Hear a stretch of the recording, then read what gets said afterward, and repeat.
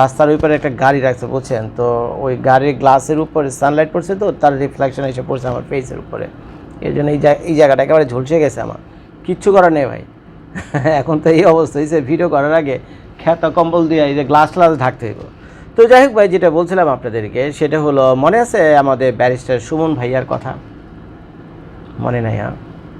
মনে থাকবে কেমনে শালা, আমরা তাহলে বেইমান জাত, আমরা হলাম বেইমান জাত।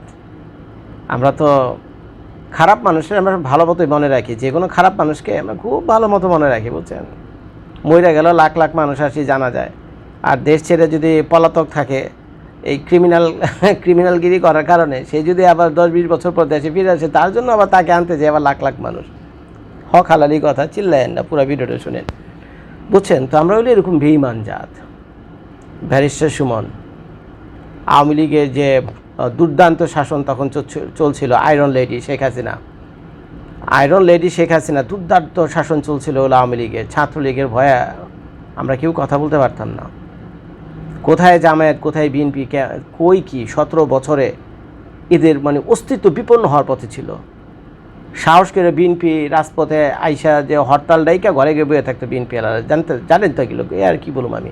হরতাল ডাইকা সব ঘরের কোনদার ভিতরে বয়ে থাকতো, রাস্তা একটা বেরিত না, কোনো বুড়াই বেরিত না। বিএনপি চালাইতো কতগুলো বুড়া মানুষ। তো যাই হোক, কেউ দল ঘর থেকে বেরোতো না, কী ভয়ে? ছাত্রলীগের ভয়ে, পিটানির ভয়ে বুঝছেন। এত ভয় পেত আওয়ামী লীগ, এত ভয় পেত। জামায়াতের একই অবস্থা, যেটা হক আলাইলে আমি তাই বলব। জামায়াতের কোনো রাস্তায় মিছিল, মিটিং, হরতাল কিছু দেখছেন 17 বছরের এই আয়রন লেডি শেখ হাসিনার শাসন মানে দেখিনি, কিন্তু এখন আমরা দেখতেছি। তো যাই হোক, ভালো মন্দ মিলেই মানুষ। তো সেই সময়ে কিন্তু আমাদের একটা প্রতিবাদী কণ্ঠ ছিল এই ব্যারিস্টার সুমন। ভিডিওটা আমি করতে চাইনি, কিন্তু ভাই এই ভিডিওটা করা শুধুমাত্র বাংলাদেশের ভাইরাল বিষয়ের উপর আপনাদের অ্যাটেনশন কাড়ার জন্য না বুঝছেন। সচরাচর ইউটিউবে আমরা যারা ভিডিও করি আপনাদের অ্যাটেনশন কাড়ার নানানভাবে চেষ্টা করি, ভাইরাল ইস্যুগুলো নিয়ে সমালোচনা করি। কিন্তু এই ব্যক্তিটা যাকে নিয়ে আমি এই মুহূর্তে আলোচনা করছি, ভাই এই ভিডিওটা আমি ভিউজের আশা করতেছি না, পয়সার আশা করতেছে না, এটা আমার ব্যক্তিগত বিবেকের তাড়নায় আমি করতেছি। এই লোকটাকে আমি খুবই ভালোবাসতাম। ওনার যে কাজকর্ম, ওনার যে প্রতিবাদ, রাস্তাঘাটে খাড়ায় উনি যেভাবে, আবার বলতেছি ভালো মন্দ মিলি মানুষ, তো ওনারও 2-4টা মন্দ দিক আছে বুঝছেন, আর ভালো দিকও অনেকগুলো ছিল। তো এখন ওনার মন্দ দিকগুলো যদি একটু সাইডে রাখি আর ভালো দিকগুলো যদি সামনে আনেন, তাহলে দেখবেন যে বাংলাদেশের অনলাইন প্ল্যাটফর্মে যত অ্যাক্টিভিস্ট রয়েছে সারা বাংলাদেশ থেকে যদি গণেন 10 জন অ্যাক্টিভিস্টের মধ্যে আমাদের এই ব্যারিস্টার সুমন ভাই হলো একজন। তার কথাবার্তার স্টাইল, তার প্রতিবাদের ধরন সত্যি মুগ্ধ করছে। তার কাছ থেকে শেখার অনেক কিছু আছে। এই ব্যারিস্টার সুমনকে আমি ভুল বুঝতে শুরু করছি বলতে গেলে ওই ইলিয়াস ভাইয়ের ভিডিও দেখা। এই ইলিয়াস ভাই এইসব ব্যারিস্টার সুমনকে নানান কুকথা কুয়েটে মানুষকে বিভ্রান্ত করছে, বা আমরা বিভ্রান্ত হয়েছি। শেষ পর্যন্ত আমি নিজেও গিয়ে ব্যারিস্টার সুমনের বিরুদ্ধে গিয়ে 2-4টা ভিডিও করে ফেলাইছি। তো যাই হোক, এখন বুঝতেছি আসলে ভালো মানুষ মন্দ মানুষ বুঝছেন। ভালো মানুষ মন্দ মানুষ সময় বলে দেয় কে ভালো কে কতটা মন্দ। এখন আপনারা তো সবাই ভুলে গেছেন ব্যারিস্টার সুমনকে, আমিও ভুলে গেছিলাম কোথায় আছে কেমন আছে। উনি কিন্তু সবার মতো দেশ ছেড়ে, টাকার অভাব নেই, ওনার বউ বাচ্চাকে আছে আমেরিকা থাকে, ওনার ওয়াইফের পাসপোর্ট আছে, ওনার সন্তানরা আমেরিকার সিটিজেন হয়ে গেছে এতদিনে, ওনার নিজেরও গ্রিন কার্ড আছে। ওনার আমেরিকা যেতে হলে ভিসারও প্রয়োজন হয় না বুঝছেন। তো বাংলাদেশে যখন শেখ হাসিনা পালিয়ে গেল, উনি কিন্তু সাহস করেছিলেন বাংলাদেশে। ওনার বিবেকে শুধু একটা জিনিসই কাজ করছিল, ওনার ব্রেনের মধ্যে কেন আমি পালাবো, কেন সবাই পালাইতেছে পালাক, সবাই চুরি ডাকাতি করছে, অপরাধ করছে, যদি এগুলো ইনভেস্টিগেশন হয়, তদন্ত হয়, হয়তো তাদের মানে সাজা হওয়ার সম্ভাবনা আছে, সেই ভয়ে তারা পালাইতেছে। কিন্তু আমি ব্যারিস্টার সুমন, আমি কেন পালাবো? আমি একজন ব্যারিস্টার, আমি তো মানুষের আমানত খেয়ানত করিনি, আমি তো মানুষের প্রতারণা করিনি, আমি তো মানুষকে কষ্ট দেইনি, আমি তো মানুষকে ঠকাইনি, বদমাইশি করিনি, হাজার হাজার লক্ষ কোটি টাকা বিদেশে পাচার করিনি। হইতে পারে আমার দল আওয়ামী লীগ, তো আওয়ামী লীগে তো ভাই শত শত হাজার হাজার মানুষ আওয়ামী লীগের নেতা, লক্ষ লক্ষ কোটি কোটি হলো আওয়ামী লীগের ভক্ত।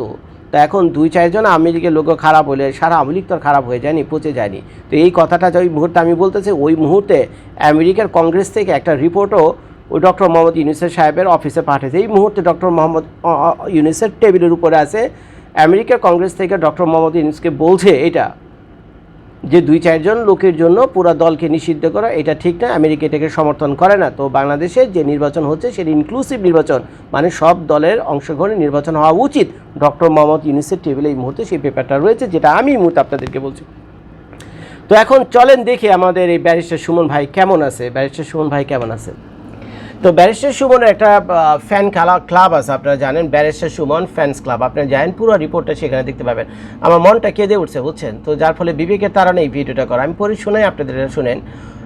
কারাগারে ভালো নেই সুমন ভাই, বিভিন্ন জেল ও কারাগারে বারবার স্থানান্তর হচ্ছেন তিনি। এখন স্থানান্তর করা হয়েছে বগুড়া জেলা কারাগারে, এমনকি সেখানে উনার বিরুদ্ধে কোনো মামলাও নেই। তাহলে কেন এই অযৌক্তিক ও অমানবিক অত্যাচার করা হচ্ছে উনার সাথে?